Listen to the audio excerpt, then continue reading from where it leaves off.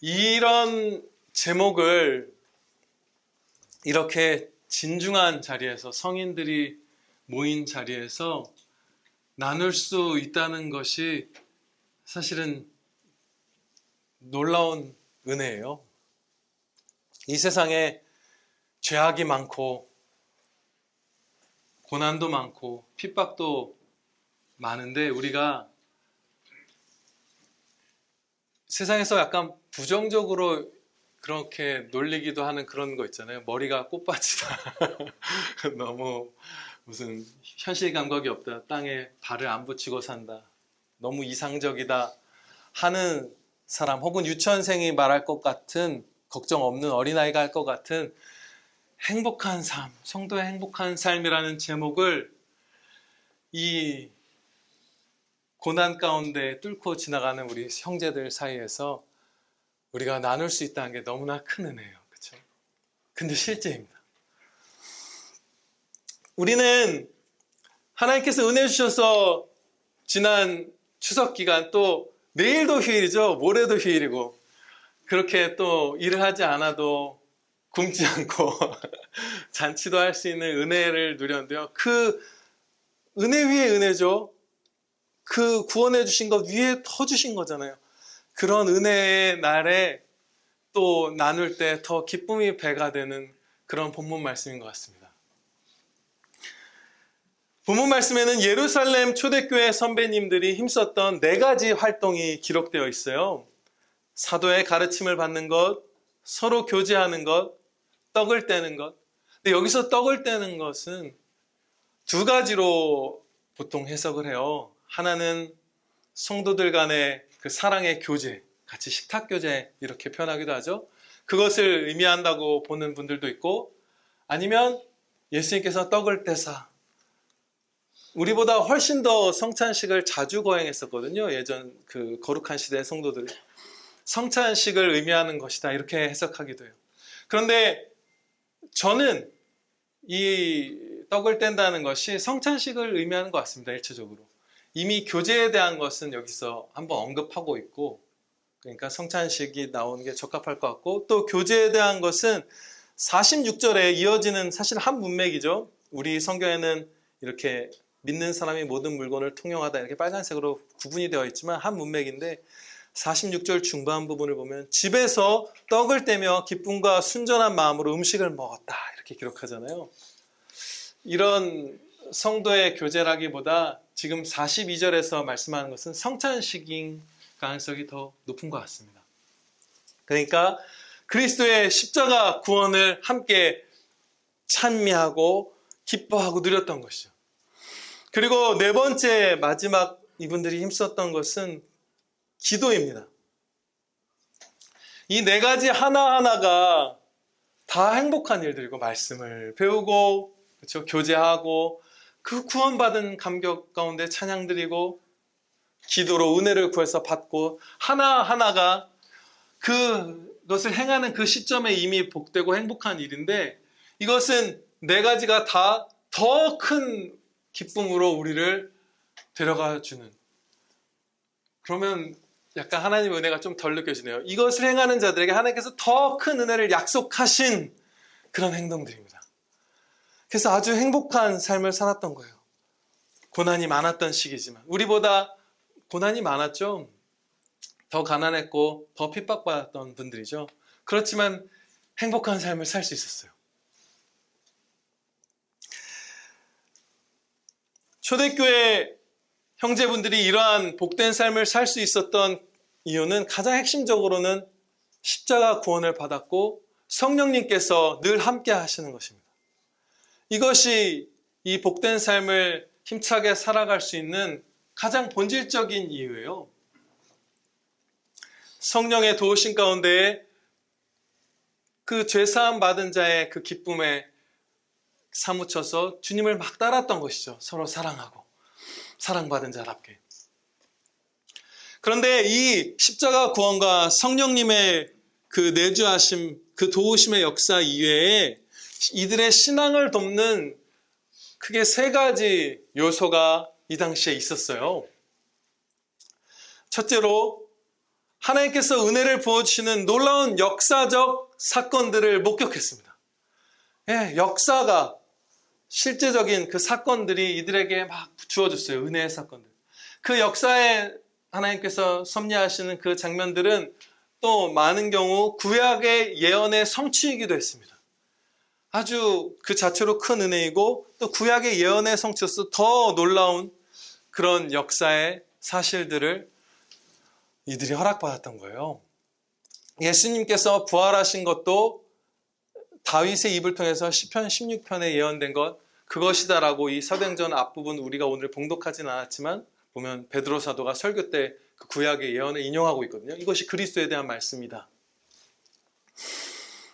둘째로 이분들의 신앙을 도왔던 것은 사도들의 가르침이 있었습니다. 십자가 복음에 더해서 점점 시간이 갈수록 하나님의 진리를 더 밝히, 더 깊이 사도들이 가르쳐주고 있었어요. 그런 도움이 있었습니다, 신앙에. 예수님을 믿게 된 다음에도. 세 번째로는 사도들이 행하는 기사와 표적이 많았어요. 기적들이 많이 일어났던 것이죠. 놀랍게도 이 세 가지 신앙의 도움은 본질적인 그 구원과 성령님의 함께 하심은 말할 것도 없고 이 세 가지 도움도 우리에게 결코 부족하지 않습니다. 어떤 면에서는 예루살렘 교회, 초대교회 분들이 더 풍성했고 어떤 면에서는 우리가 더 많아요. 그러니까 한 시대의 특정 시대에 특정한 교회에만 은혜를 주신 게 아니라 신약시대 전체 모든 교회에 하나님께서 이전보다 더 풍성히 은혜를 베푸신 거예요. 예, 그것은 구약에 예언된 그대로입니다. 먼저 이 역사에 대해서 우리가 살펴볼게요. 우리는 신약 성경의 완성과 거기에 그야말로 신약 성경은 역사의 기록이죠. 신약 성경의 완성이 우리에게 있고 지난 교회사 2000년의 하나님의 섭리하심이 있잖아요. 신약 성경의 예언들도 이 2000년 동안 성취된 것들을 우리가 보게 되죠. 그래서 우리는 이 예루살렘 초대교회 성도분들, 우리가 그렇게 돌아가자, 본받지 않은 예루살렘 초대교회 성도분들보다 더 풍성하게 역사의 도움을 받고 있습니다. 하나님의 섭리의 도우심을 받고 있는 거예요. 성경은 절대적으로 확실하고 무호한 진리죠. 그리고 동시에 역사적 기록이에요. 흠없고 완전한, 무호한. 우리가 성령님의 조명하신 가운데 이 말씀이 진리라는 것을 우리의 영혼이 압니다. 그렇죠? 그리고 순종하려는 자녀들, 하나님을 신뢰하는 자녀들에게 더 밝히 조명하사 이 진리의 그 기품을 보게 하시고 이게 진리인지 아닌지는 이미 전혀 고려의 대상이 아니고 얼마나 더 큰 보배가 이 가운데 담겨 있을까? 얼마나 더 하나님의 영광을 우리가 이 가운데서 볼 수 있을까? 그것을 갈망하는데 온 마음을 쏟게 될 만큼 성령님의 도우심으로 인해서 우리는 진리라는 것을 확신할 수 있어요. 그런데 또 다른 경이로울 정도로 이 성경의 역사성을 보증해 주는 것들이 있어요. 특징이 있는 것이죠, 성경에. 우리가 다 아는 바대로 저는 몰랐어요. 근데 교과서에 나온 내용이죠. 한국이 아니죠. 이 한반도에서 기록된 역사책들 가운데 현존하는 완전하게 보존된 가장 오래된 역사책이 삼국사기죠, 선생님. 예, 선생님이 모르시면 제가 몰랐던 게 부끄러운 게 아니네. 저는 얼마 전에 몇 달 전에 알았어요. 1145년 삼국사기가 원본은 소실됐고 사본으로 한 서너 개의 중요한 사본이 남아있는 가장 오래된 역사의 기록이에요.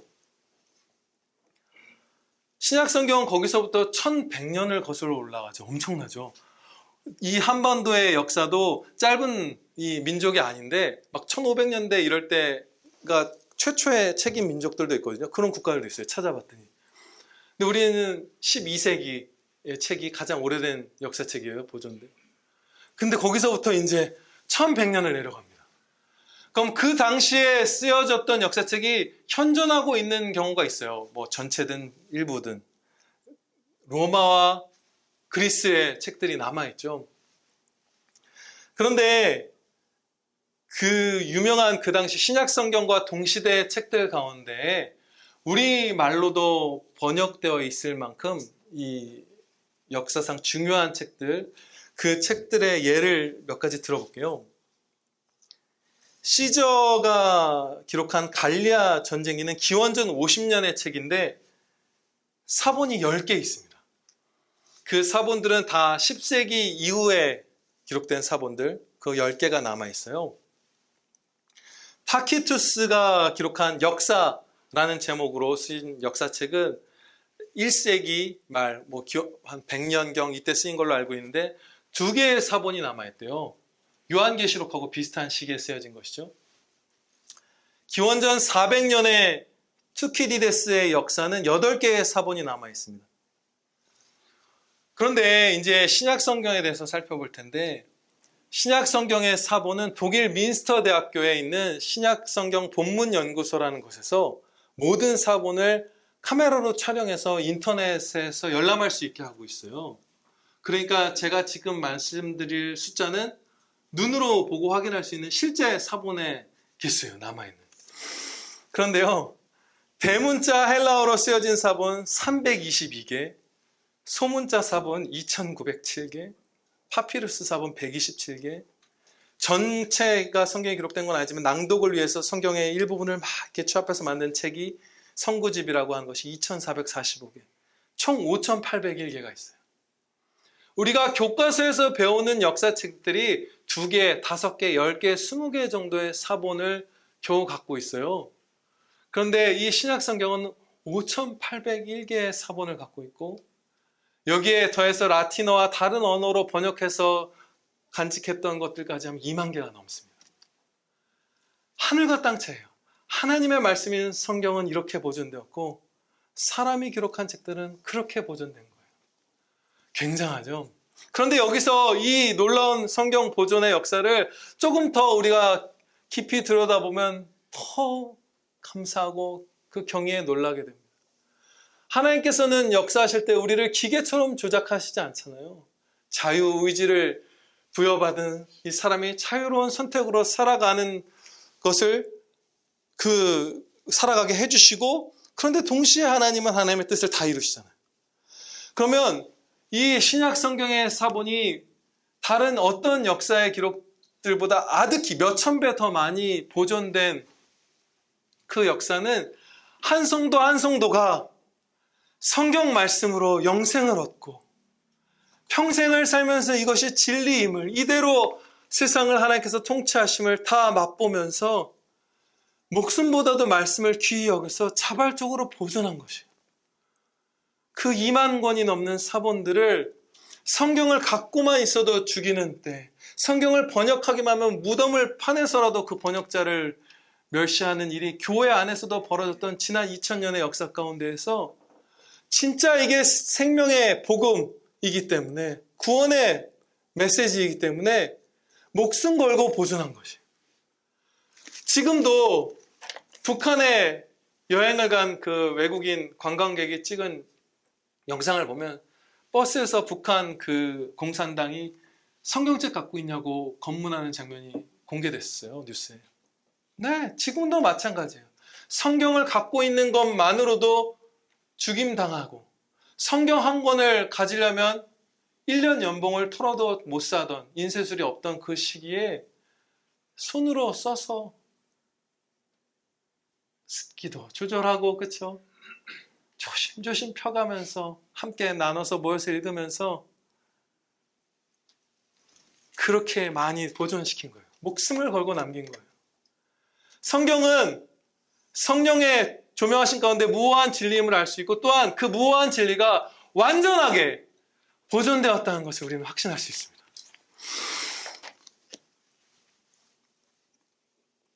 역사적 보물들을 우리는 또한 풍성하게 갖고 있죠. 이 성경의 기록뿐만 아니라 이 성경의 성취들을 38절, 39절 말씀을 보실게요.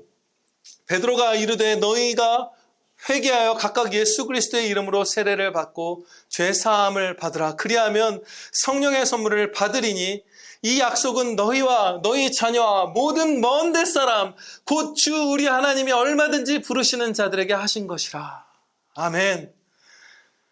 예루살렘의 반대편이 어딘가 찾아봤어요. 하와이가 반대편인 것 같더라고요. 12시간 차이가 나요. 거의 시차. 태평양인가요? 하와이가 있는 바다 그 망망대해 가운데 진짜 지구본에 보면 요만하게 보이는 그 섬이죠.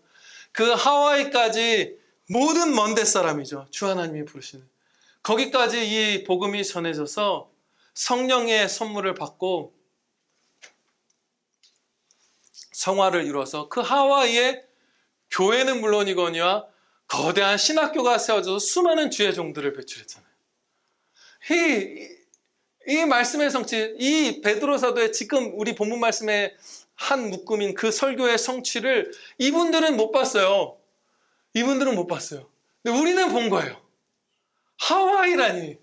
그때 거기 사람 살았는지 안 살았는지도 몰라요. 2000년 전에. 살았나요? 모르겠어요. 우리는 더 풍성한 자료를 갖고 있는 거예요. 두 번째로 사도들의 가르침이라는 도우심에 대해서 살펴보겠습니다. 본문 말씀에 등장한 이 형제들보다 우리는 더 많은 사도들의 가르침을 갖고 있어요. 이 당시 이 아주 초기 가장 처음 이 예루살렘 초대교회가 세워질 때의 성도가 되었던 분들은 요한 1, 2, 3서 그리고 계시록 같은 후기에 기록된 히브리서라든지 이런 성경들의 기록을 못 보고 소천하셨을 가능성이 큽니다. 50년 이렇게 뒤이거든요. 그런데 우리는 신약 성경 전체를 다 갖고 있잖아요. 여러분, 그 요한 사도가 마지막에 기록한 그 네 권의 성경에 하나님의 영광이 얼마나 밝히 비추고 있는지 여러분들 많은 분들 아실 거예요.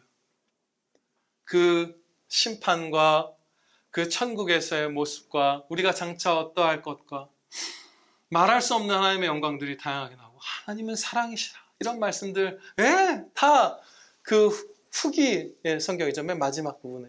근데 그런 성경들을 못 갖고 있었어요. 또 히브리서가 얼마나 깊던가요. 그 멜기세덱과 그 여러 가지 주님의 그 놀라운 신비들 그런 것들 못 가진 채로 사도들의 가르침에 매진하고 그것을 따라서 이렇게 복된 삶을 살고 있었던 거예요. 우리가 더 도우심이 많은 거예요. 또 세 번째로 표적과 기사가 많았죠. 이거는 근데 사도 시대가 좀 더 많았던 면도 있습니다. 이때는 사도분들은 진짜 큰 기적 많이 행했죠. 죽은 사람을 살리는 일들도 있었고, 그렇죠? 그런데 물론 기적이 우리 시대에 이 한국교회에 중단된 것은 결코 아니에요. 바로 지난달에도 하나님께 부르짖었을 때 믿지 않는 사람이 하나님께서 병을 고쳐주셔서 회심하게 된 그 간증을 바로 지난달에도 들었어요. 우리 한국교회에도 하나님께서 기적으로 그 불치병을 고쳐주신 일들 많고 기적적인 보호하심, 돌보심, 인도하심, 신비로운 그 기적의 역사들 많았어요. 여러분들이 갖고 계신 그 소중한 기억들도 계실 거예요. 그렇죠? 매튜 헨리 목사님은 기적을 두 가지로 흥미롭게 분류하는 것을 보았어요. 자연의 기적과 은혜의 기적 이렇게 분류해요. 물론 두 가지 다 은혜의 기적이지만 편의상 그렇게 분류하는 것이죠.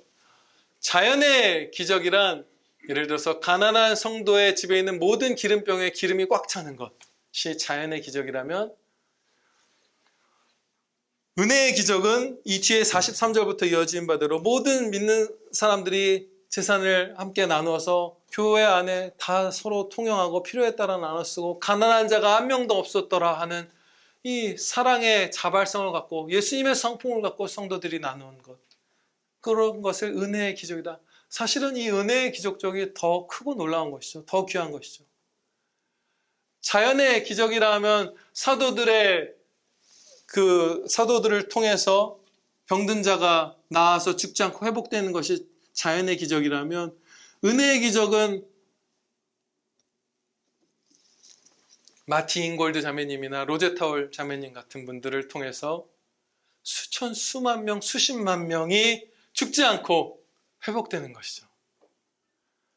그 로제타월 선교사님이 세운 그 병원들이 나중에 고려대학 의과대학이 되고, 그쵸? 이화여대 부속병원이 되고 이렇게 되잖아요. 얼마나 많은 사람들을 살렸겠어요. 언더우드 선교사님. 이런 분류로 봤을 때 이 죄인이 온 삶을 헌신해서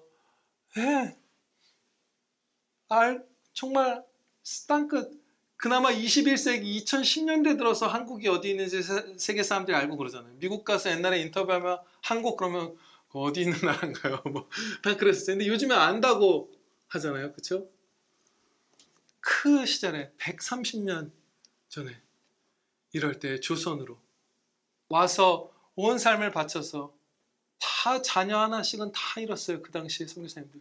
본인이 죽거나 남편이 죽거나 자녀가 죽거나 그러면서 수천 명, 수만 명을 고친 것, 이게 기적이죠.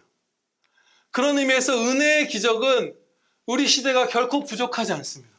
그 축적되어 온, 체험한, 당장 우리의 부모님, 할아버지, 할머니, 우리 지교회, 우리 옆에 있는 교회들에 일어났던 그 은혜의 기적들이 우리에게 결코 적지 않고 자연의 기적도 우리에게 있어요.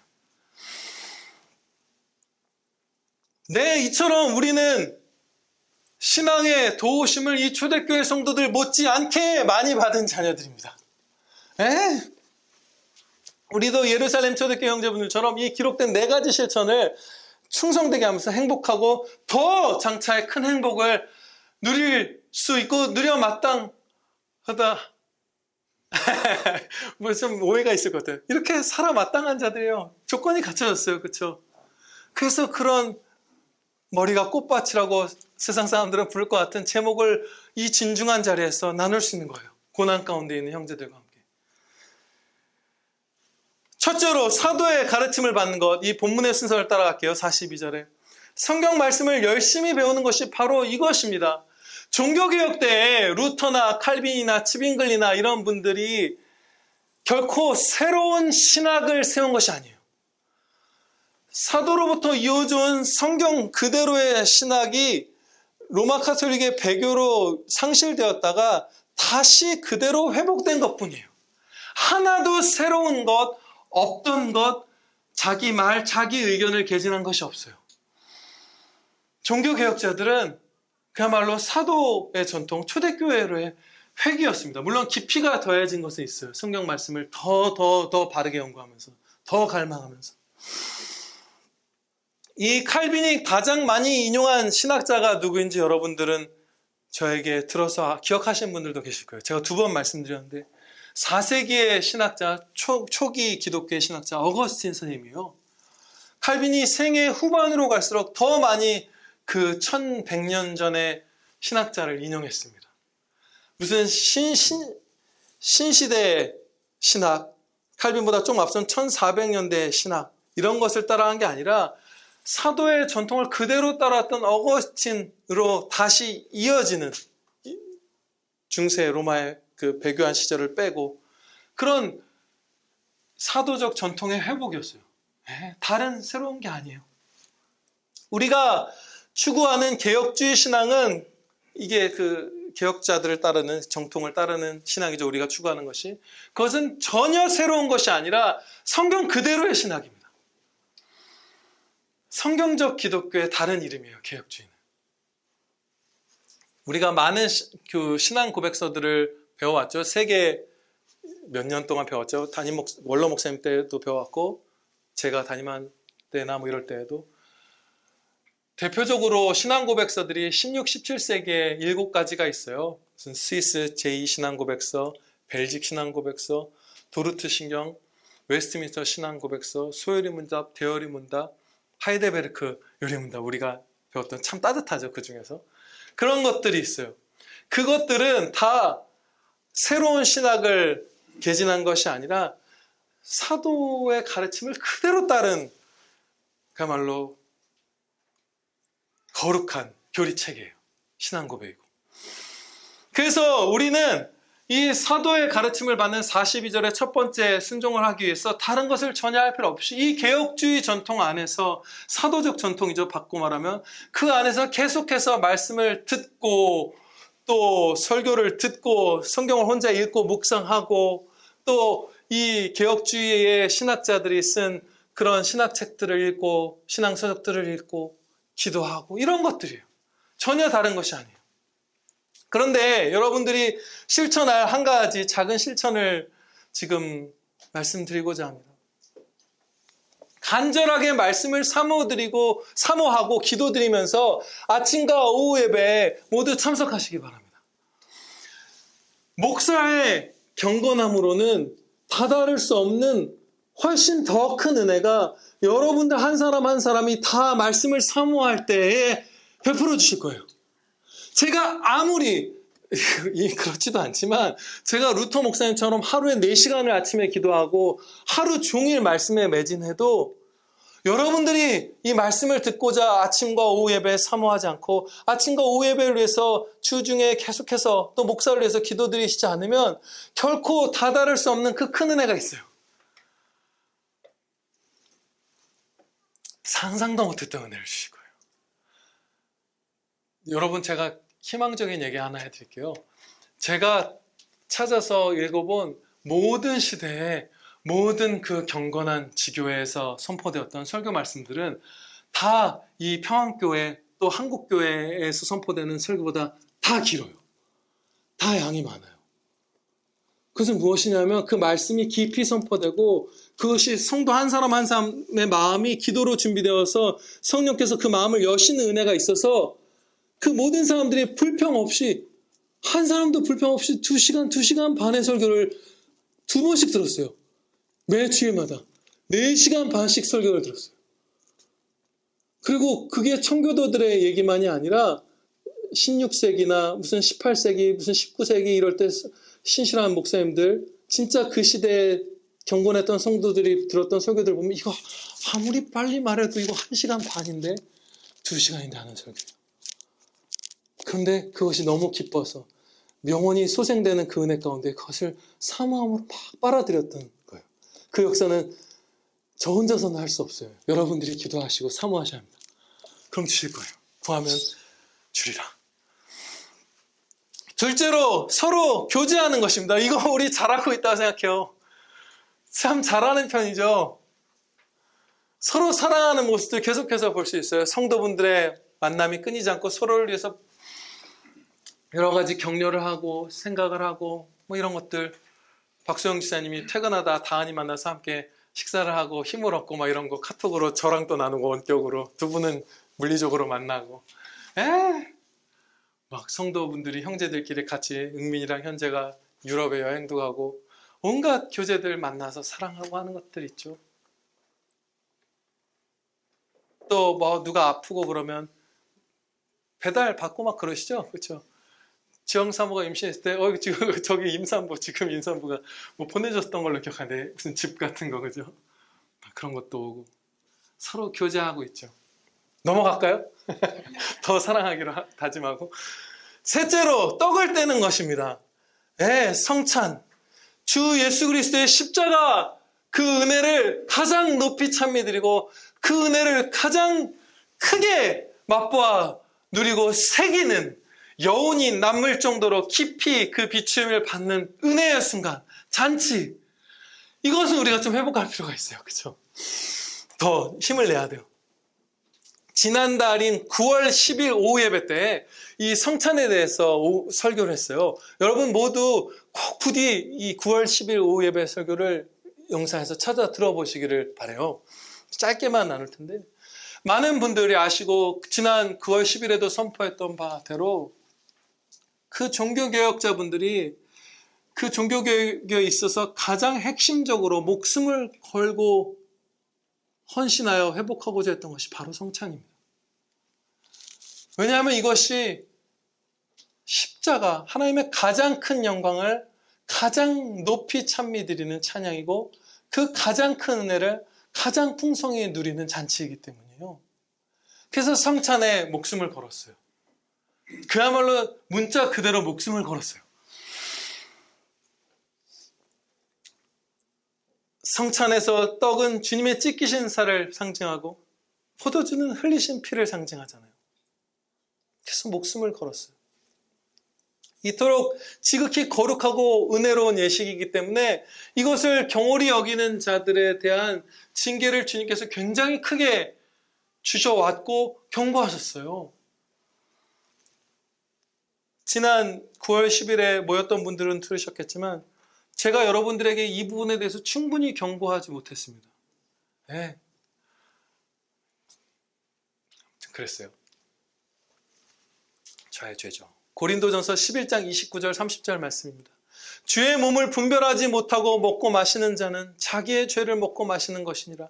그러므로 너희 중에 약한 자와 병든 자가 많고 잠자는 자도 적지 아니하니라. 잠잔다는 표현은 성도의 죽음에만 사용하잖아요. 바로 천국에서 우리가 눈을 뜨기에.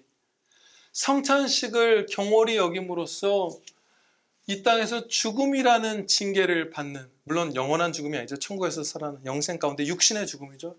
육신의 죽음을 주시기도 하는 그 정도로 큰 징계를 내리시는 죄가 성찬을 모욕하는 것, 경홀히 여기는 것이라는 거예요. 이것은 예수님의 사랑이 부족해서가 아니죠. 그랬다면 우리를 대신해서 십자가에 달려 죽으실 리가 없잖아요. 무한한 사랑이에요. 무한한 사랑으로 이 징계를 살리시기 위해서 주신 거예요. 이토록 큰 은혜, 이토록 엄숙한 예식, 이토록 높은 찬양조차 우리가 경홀히 여긴다면, 그것을 내버려 두신다면 우리는 신앙을 잃어버릴 거예요. 그렇죠? 우리는 믿음을 상실할 거예요. 그 정도의 문제가 걸린 일이에요.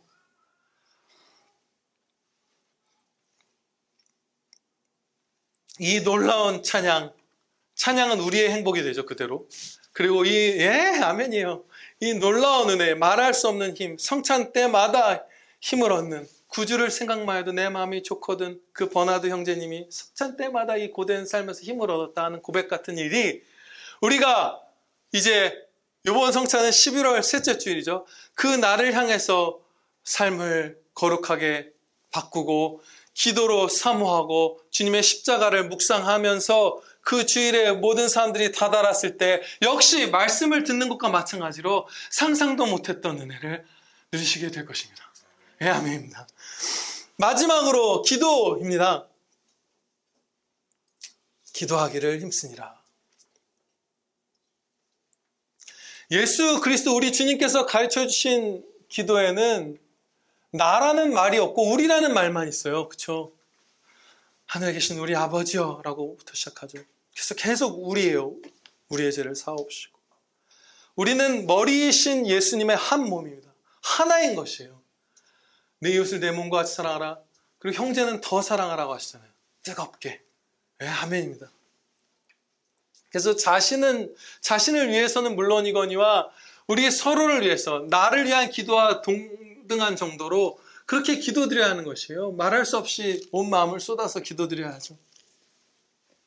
기도에 있어서 안타까운 모습을 보게 됩니다. 우리 가운데.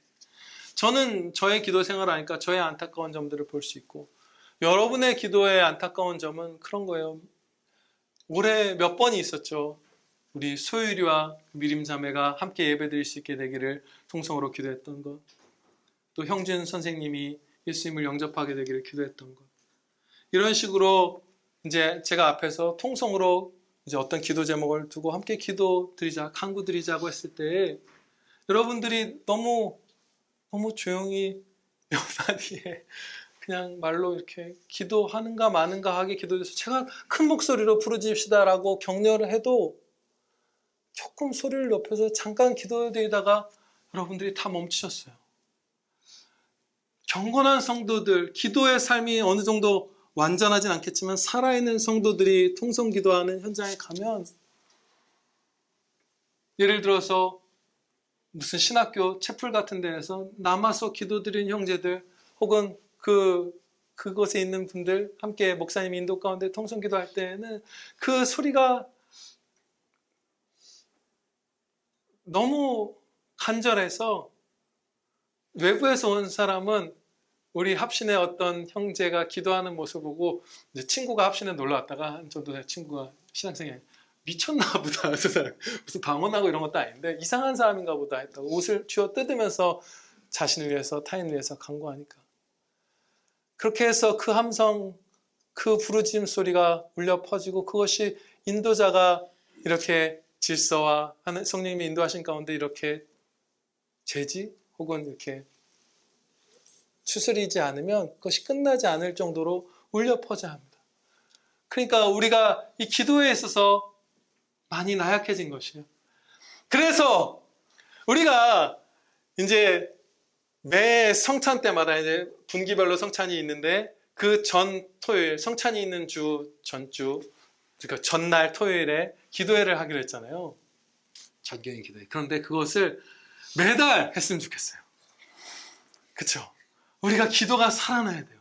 매달 둘째 주 토요일마다 이제 첫 시작은 11월 둘째 주 토요일이고 이 주보에 기록된 대로 기도 제목의 확대를 위해서 전교인 기도회로 바꿨어요. 교회 부흥과 복음 전파라고 했는데 물론 부흥 안에 모든 게 다 들어가지만 이 11월 18일 토요일부터 시작해서 12월 둘째 주 토요일에도 1월에도 하고 그것이 자리를 잡고 또 은혜가 당연히 충만하겠죠. 그럼 자발적으로 월 2회가 되는 것을 사모하고 있어요. 여러분들은 동의하십니까? 예, 저는 그렇게 마음을 사모하고 있습니다. 그리고 이 기도에 대해서 나누고 싶은 짧은 예화가 있어요. 제가 한번 말씀드린 적이 있어요. 어떤 목사님이 박윤선 목사님 댁에 방문했을 때예요. 예전에는 휴대전화도 없고 아무것도 없었으니까 막 불쑥불쑥 찾아가고 막 이런 게 부지기수였잖아요. 정해진 시간 지켜서 가기도 힘들었겠죠. 대중교통도 뭐 여의치 않고. 근데 그 박윤선 목사님 댁에 방문했는데 목사님이 뭔가 하고 계셨대요. 식사를 하고 계셨는지 뭘 문서 작업 이렇게 해서 펜으로 했겠네. 문서 작업하고 계셨는지 잘 모르겠어요. 그런데 이분이 놀란 건 보통 손님이 왔는데 잠깐 급하게 뭔가를 하고 있었으면 뭐 차라도 드시고 계세요. 뭐 TV라도 보고 계세요. 아니면 저기 서재 가면 재밌는 책도 있으니까 잠깐 책이라도 구경하시고 편하게 계세요라고 하잖아요. 근데 박윤선 목사님이 그 목사님을 손을 잡고 골방으로 데려가서 기도하고 기다려주세요. 했던 거예요. 기도하면 은혜 주시니까 평생의 모든 합당한 간구 다 응답받았다고 고백하는 분이거든요. 그러니까 그렇게 할 수밖에 없는 거예요. 이 시간이 떠버렸는데 기도만큼 좋은 게 없으니까 골방을 비워주신 거예요. 근데 이 박윤선 목사님은 여러분도 아시는 바대로 굉장히 이성적이고 탁월한 이 시대의 지성이었죠. 그분이 태어났을 때는 이 한반도가 조선이었죠. 그죠? 조선시대의 사람으로서 네덜란드와 미국에서 유학을 하고 가장 학문적인 성취가 많은 대한민국 신학교 3곳에 충장을 한 분이에요. 그야말로 지성적인 분이에요. 그런데 그분이 기도를 그렇게 사모했던 것이에요. 왜냐하면 응답받으니까. 막연한 미신 같은 것이 아니에요. 가장 이성적이고 가장 진중하고 신중한 그 지성인이 그 기도를 그렇게 사모했던 것은 응답받기 때문입니다. 기도드리시겠습니다. 아버지 하나님, 저희에게 이 행복하고 더 큰 은혜를 받게 되는 이 복된 초대교회 같은 삶을 살 조건들이 이미 넘치도록 그분들 못지않게 갖춰져 있음을 저희가 보았사옵나이다. 아버지 하나님, 이제 기쁨으로 우리 가운데 십자가라는 가장 큰 은혜 믿지 않는 자 아무도 없사오니 예수 그리스도를 십자가에 내어주신 하나님께서 도대체 무엇을 주시지 않겠느냐 라는 이 완전한 논리 가운데 저희가 하나님 신뢰하며 은혜 받는 이 길을 힘차게 달려나가게 하여 주시옵소서. 선물 받으러, 상 받으러, 위로 받으러, 힘 받으러 이 고난 가운데 달려가면서 우리의 삶은 행복하다라고 외칠 수 있는 그런 경이로운 하나님 자녀의 삶, 우리 모두 만족스럽게 풍성히 다 누리게 하여 주시옵소서. 예수님의 이름으로 기도하옵나이다. 아멘.